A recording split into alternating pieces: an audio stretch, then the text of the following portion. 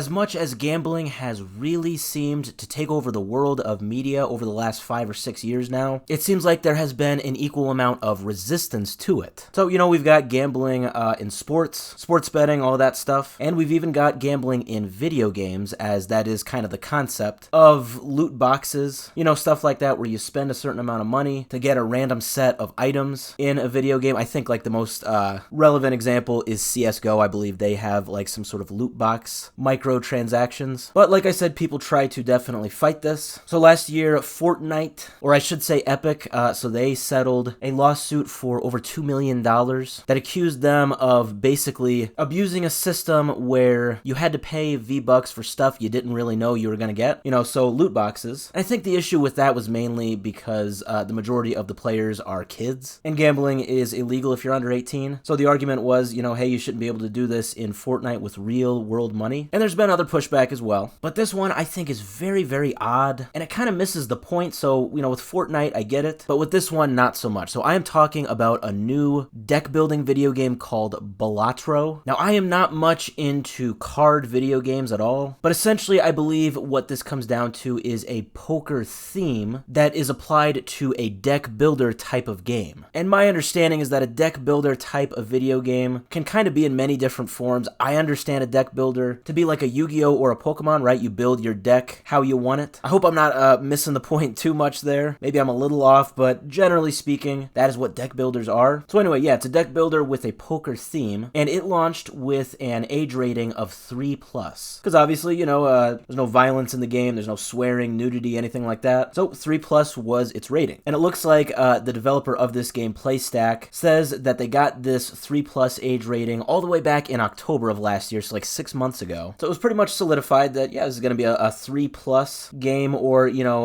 as I understand it, at least back in my day, just like a rated E type of game. So this game launched on February 20th, so just like a week or two ago. It's on all platforms: Xbox, PlayStation, PC, Nintendo Switch. Well, all of a sudden, like overnight, like right after this game was released, PEGI, which is the age rating system in Europe, they just randomly changed this game from 3+ to 18+, meaning you have to be at least 18 years old to play it. This definitely caused a ton of confusion at first, and what Playstack soon realized is that this is due to allegations that basically the game is promoting gambling, and it's got prominent gambling imagery and material in the game. Now, it looks like Balatro currently still remains accessible in the US and Canada, but at least right away, this game was basically delisted from a ton of different platforms because of this rating change. And now in the UK, which I believe has a pretty good following of Balatro, it is 18+ there, and I believe it is basically 18+ now in all of Europe, since PEGI is based in the European area. Now, this is a very big deal. I mean, all of a sudden, overnight, it goes from basically everybody that can,